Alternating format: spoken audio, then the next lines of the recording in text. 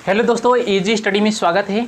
दोस्तों आज के वीडियो में हम लोग पढ़ने वाले हैं कक्षा 10 के केमिस्ट्री का महत्वपूर्ण जो चैप्टर है जिसका नाम है कार्बन तथा उसके यौगिक।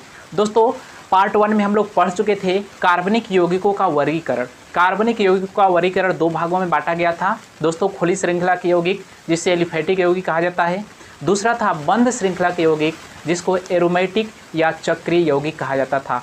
अब दोस्तों बंद श्रृंखला के यौगिक को दो भागों में बांटा गया था, जिसे पहला था एरोमेटिक यौगिक, दूसरा था एलिसाइक्लिक यौगिक। दोस्तों हम लोग पढ़ चुके थे बहुत ही बेहतरीन ढंग से। और दोस्तों अगर आप उस वीडियो को नहीं देखे हैं तो हमारे चैनल के प्लेलिस्ट में जाकर उस वीडियो को देख सकते हैं।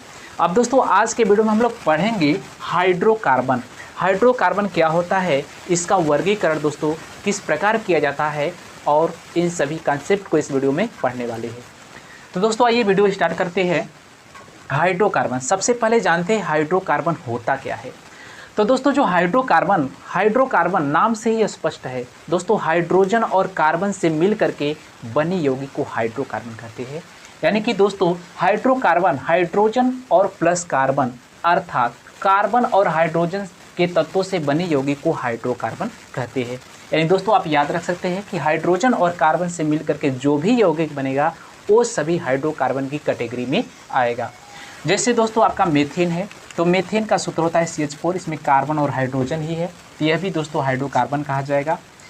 दोस्तों इसका अगर स्ट्रक्चर हम लोग बनाना चाहें तो कार्बन के साथ 4 हाइड्रोजन है, यहाँ से सिंगल बॉन्ड से जुड़ा होगा यहाँ से। और इसी तरह से दोस्तों एथेन है, इसमें भी कार्बन हाइड्रोजन है, तो ये भी आप दोस्तों आपका हाइड्रोकार्बन की कैटेगरी में आएगा। अब दोस्तों इसका अगर स्ट्रक्चर अगर हम लोग बनाएंगे तो कार्बन की संख्या कितना है, 2 है, 1 और 2।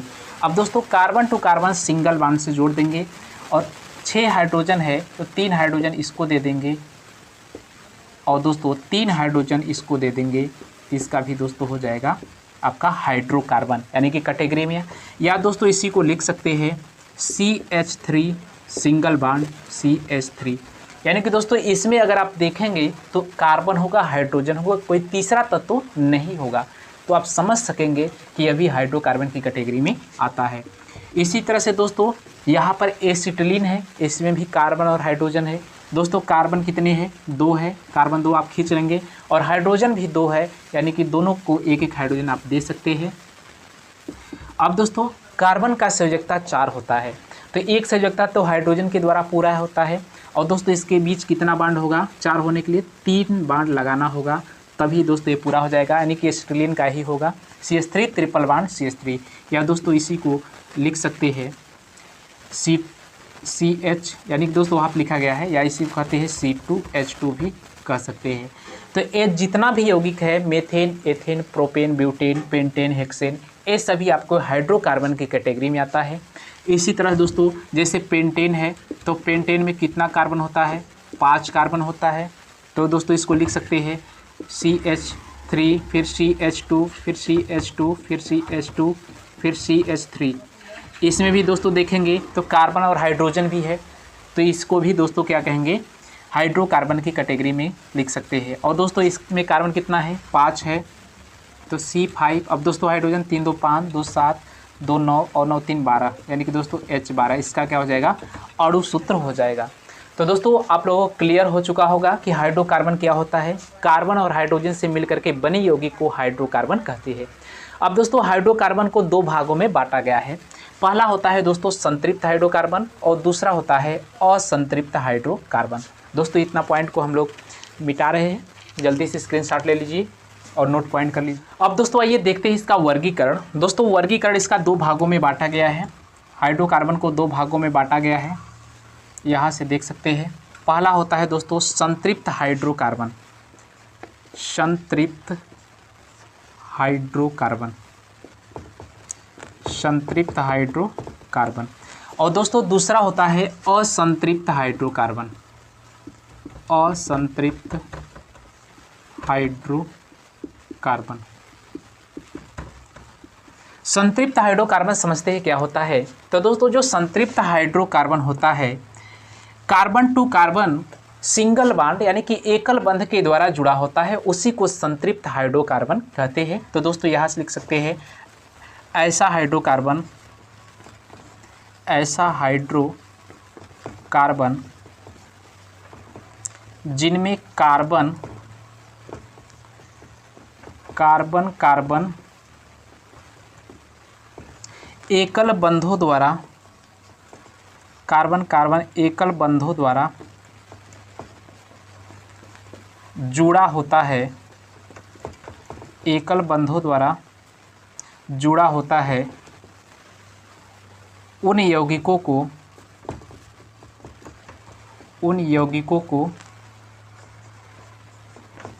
संतृप्त हाइड्रोकार्बन कहते हैं। संतृप्त हाइड्रोकार्बन कहते हैं। यानी कि दोस्तों संतृप्त हाइड्रोकार्बन में कार्बन टू कार्बन जो होगा सिंगल बॉन्ड के द्वारा जुड़ा होता है, यानी कि एकल बंध के द्वारा।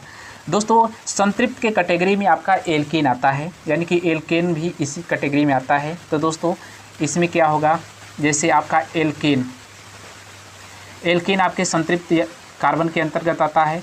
और दोस्तों इसका जो सामान्य सूत्र होता है एल्केन का CnH2n+2, और जहाँ दोस्तों होता है, जहाँ n क्या होता है, जहाँ n कार्बन परमाणुओं की संख्या, कार्बन परमाणुओं की संख्या।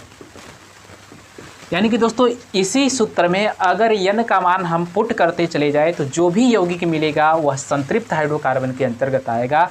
यानी कि दोस्तों एल्केन वाला ही जो यौगिक होता है जो carbon to carbon single bond के द्वारा जुड़ा होता है उसी को संतृप्त हाइड्रोकार्बन कहते हैं। दोस्तों अगर n बराबर 1 रखेंगे तो दोस्तों जो यौगिक मिलेगा C1H2 × 1+2, यानी कि दोस्तों CH4 मिलेगा, जिसको मीथेन कहते हैं। यह भी आपका संतृप्त हाइड्रोकार्बन की कैटेगरी में आता है। बस एक्सेप्शन में दोस्तों याद रखिएगा कि मीथेन के पास बस एक कार्बन होता है, फिर भी वह संतृप्त हाइड्रोकार्बन की कैटेगरी में आता है, क्योंकि यहाँ पर n का मान 1 रखने से CH4 मिलता है। बाकी जो दोस्तों तत्व होगा n बराबर 2 रखेंगे तो दोस्तों यहाँ से मिलता है C2H2 × 2+2। तो दोस्तों यहाँ से 2 दूना 4 6, यानी कि C2H6। इसका नाम है दोस्तों एथेन। एथेन ये आपका संतृप्त हाइड्रोकार्बन होता है। दोस्तों अगर इसका स्ट्रक्चर बनाएंगे तो इस तरह से बनेगा। कार्बन की संख्या सबसे पहले देखिए कितना है, 2 है, तो 1 और 2। अब दोस्तों इसके मध्य सिंगल बॉन्ड लगाते हैं, क्योंकि कार्बन टू कार्बन एकल बंध यानी कि सिंगल बॉन्ड के द्वारा जुड़ा होता है, तो सिंगल बॉन्ड लगा दिए। अब दोस्तों 6 हाइड्रोजन है तो 3 हाइड्रोजन इसको दे दे और 3 हाइड्रोजन इसको दे दीजिए। तो दोस्तों carbon to carbon single bond के द्वारा जुड़ा होता है, उन्हीं यौगिकों को कहते हैं संतृप्त हाइड्रोकार्बन। इसी तरह से दोस्तों एक और एग्जाम्पल लेते हैं। अगर n बराबर दोस्तों 3 रखते हैं तो यहाँ से मिलेगा C3H2 × 3+2, यानी कि दोस्तों C3 2 के 6 2 8। तो दोस्तों यह मिलेगा। इसका नाम दोस्तों होता है प्रोपेन। इसका नाम होता है प्रोपेन। अब दोस्तों इसका अगर स्ट्रक्चर बनाएंगे तो इसमें कार्बन की संख्या कितनी है, 3 है, 1 2 और 3। और कार्बन टू कार्बन दोस्तों सिंगल बॉन्ड यानी कि एकल बंध ही होना चाहिए। अब दोस्तों कार्बन का संयोजकता 4 होने के लिए इसको 3 हाइड्रोजन दे देते हैं, और दोस्तों 2 पूरा है तो यानी कि 2 हाइड्रोजन और देना होगा, क्योंकि कार्बन का संयोजकता 4 होता है। पिछले वीडियो में दोस्तों हम लोग पढ़ चुके हैं, अगर नहीं वीडियो देखे तो वहाँ से आप देख सकते हैं। और इसके पास एक सिंगल बॉन्ड है, यहाँ पर 3 हाइड्रोजन। तो दोस्तों ये जो यौगिक है मीथेन, एथेन, प्रोपेन, ये सभी आता है संतृप्त हाइड्रोकार्बन की कैटेगरी में। तो दोस्तों उम्मीद करते हैं कि आपको यह समझ में आ गया होगा। वीडियो को पॉज करके आप नोट कर सकते हैं या स्क्रीनशॉट ले सकते हैं। अब दोस्तों दूसरा हाइड्रोकार्बन पढ़ेंगे, असंतृप्त हाइड्रोकार्बन। तो दोस्तों आइए समझते हैं असंतृप्त हाइड्रोकार्बन क्या होता है। असंतृप्त हाइड्रोकार्बन में carbon to carbon double bond या ट्रिपल बॉन्ड के द्वारा जुड़ा होता है। यानी कि दोस्तों इसका डिफिनीशन आप नोट कर सकते हैं। ऐसा हाइड्रोकार्बन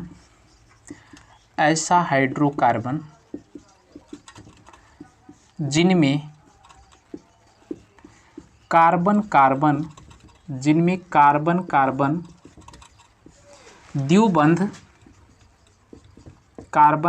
द्विबंध या त्रिबंध। द्विबंध दोस्तों हो जाएगा आपका डबल बॉन्ड कर सकते हैं। त्रिबंध का मतलब दोस्तों ट्रिपल बॉन्ड द्वारा जुड़ा होता है असंतृप्त हाइड्रोकार्बन कहलाता है। असंतृप्त हाइड्रोकार्बन कहलाता है।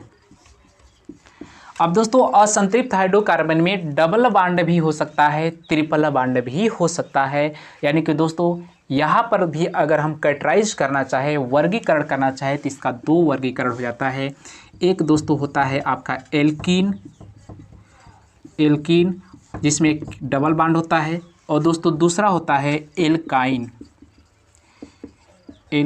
जिसमें होता है ट्रिपल बॉन्ड होता है। अब दोस्तों जैसे एल्केन इस कैटेगरी में आता है संतृप्त हाइड्रोकार्बन में, जिसका सूत्र होता था CnH2n+2, जहाँ n है कार्बन परमाणुओं की संख्या। इसी तरह इसमें भी दोस्तों डबल बॉन्ड भी आ गया, ट्रिपल बॉन्ड भी आ गया, तो समझ लीजिएगा कि असंतृप्त हाइड्रोकार्बन होगा। अब दोस्तों इसका जो सामान्य सूत्र होता है, एल्कीन का सामान्य जो सूत्र होता है दोस्तों CnH2n होता है, और दोस्तों एल्काइन का जो सामान्य सूत्र होता है CnH2n-2 होता है। यानी दोस्तों याद करने का तरीका है, एल्केन में क्या सूत्र होता है CnH2n+2 होता है, जैसा कि यहाँ पर लिख चुके हैं। अब दोस्तों इसी में से दो हम लोग घटा लेंगे तो यहाँ से एल्कीन का मिल जाएगा CnH2n, यानी कि दो खत्म कर दिए, फिर इसमें से दो घटा लेंगे दोस्तों CnEH2n-2। यानी दोस्तों ये आपका एल्केन का सूत्र हो गया, और दोस्तों ये आपका हो गया एल्कीन का, और दोस्तों ये आपका हो गया एल्काइन। ये आप तीनों सूत्र याद कर सकते हैं। एल्केन जो आता है संतृप्त हाइड्रोकार्बन में, एल्कीन आता है और एल्काइन आता है असंतृप्त हाइड्रोकार्बन में। अब दोस्तों इसी में जैसे एग्जांपल में समझते हैं, अगर दोस्तों n बराबर 1 रखेंगे तो 1 रखेंगे तो कोई यौगिक नहीं मिलता है, बट इसमें 1 रखने पर CH4 मिल जाता है। लेकिन दोस्तों असंतृप्त वाले में, एल्कीन वाले में कम से कम 2 कार्बन होना चाहिए, तभी तो डबल बॉन्ड या तो ट्रिपल बॉन्ड हो सकता है, अन्यथा नहीं हो पाएगा। तो इसलिए दोस्तों n बराबर यहाँ पर 2 रखेंगे तो पहला दोस्तों जो यौगिक मिलता है C2 और 2 दूना के 4 H4। अब दोस्तों इसका स्ट्रक्चर अगर ड्रा करना चाहे तो यहाँ से हो जाएगा C, कार्बन की संख्या C है, 2 है। अब दोस्तों 2 हाइड्रोजन इसको दे देते हैं और 2 हाइड्रोजन इसको। अब दोस्तों 4 होने के लिए यहाँ पर डबल बॉन्ड लगाना होगा। अब दोस्तों इसका जो नाम होता है, साधारण नाम एथिलीन होता है, साधारण नाम एथिलीन होता है।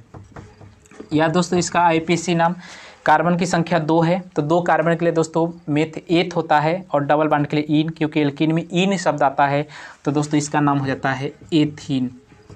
आगे दोस्तों हम पढ़ा चुके हैं वीडियो में, अगर आप उस वीडियो को नहीं देखे हैं तो चैनल के प्लेलिस्ट में जाकर के देख सकते हैं। IPSC नाम सभी यौगिकों का डिटेल से पढ़ाया गया है। इसी तरह से दोस्तों इसका अगर एग्जाम्पल देखेंगे, एल्काइन में क्या होता है, carbon to carbon triple bond यानी कि त्रिबंध के द्वारा जुड़ा होता है। इसमें भी दोस्तों n का मान कम से कम 2 होना चाहिए, 1 नहीं होना चाहिए। तो n बराबर दोस्तों 2 रखेंगे तो यहाँ से जो यौगिक मिलेगा C2, 2 दूना के 4 में से 2 दोस्तों घटा लेंगे C2H2 मिलेगा। दोस्तों अगर इसका अगर संरचना सूत्र बनाएंगे तो कार्बन की संख्या कितना है, 2 है, 1 और 2। यहाँ पर दोस्तों कार्बन की संख्या कितना है, 2 है, 1 और 2। और कार्बन टू कार्बन दोस्तों एल्काइन में ट्रिपल बॉन्ड होता है, तो यहाँ पर ट्रिपल बॉन्ड लगा देंगे। और कार्बन की संयोजकता 4 होता है तो 3 बॉन्ड है, यानी कि 1 हाइड्रोजन होना चाहिए, यहाँ भी 1 हाइड्रोजन होना चाहिए। इसका दोस्तों नाम होता है एसिटिलीन। या दोस्तों इसी का ये तो साधारण नाम हो गया एसिटिलीन, और इसी का दोस्तों IPSC नाम होता है मेथ एथ प्लस आइन इसमें जोड़ते हैं, क्योंकि एल्काइन में आइन अणु लगना रहा है, तो दोस्तों इसी का नाम हो जाता है एथाइन। यह जो कैटेगरी है दोस्तों असंतृप्त हाइड्रोकार्बन में आता है। तो दोस्तों हम लोग पढ़े हाइड्रोकार्बन क्या होता है, कार्बन और हाइड्रोजन से मिलकर के बने यौगिक को हाइड्रोकार्बन। हाइड्रोकार्बन को 2 भागों में बांटा गया है, संतृप्त हाइड्रोकार्बन, असंतृप्त हाइड्रोकार्बन। संतृप्त हाइड्रोकार्बन में carbon to carbon single bond के द्वारा जुड़ा होता है, जैसे मेथेन, एथेन, प्रोपेन, ब्यूटेन, आपका यौगिक देख चुके हैं। इसी तरह से असंतृप्त यौगिक में कार्बन टू कार्बन द्विबंध या त्रिबंध के द्वारा जुड़ा होता है। इसको भी 2 भागों में बांटा गया है। पहला दोस्तों था एल्कीन और दूसरा था एल्काइन। एल्कीन में carbon to carbon double bond होता है, और एल्काइन में carbon to carbon triple bond होता है, यानी कि त्रिबंध होता है। इसका दोस्तों सामान्य सूत्र CnH2n होता है, और इसका CnH2n-2 होता है। अब इसी सूत्र पर रखेंगे, जो भी यौगिक मिलेगा एल्कीन की कैटेगरी में आएगा, और इस सूत्र से जो भी यौगिक मिलेगा एल्काइन की कैटेगरी में आएगा। तो दोस्तों आई होप कि ये वीडियो आपको समझ में आया होगा।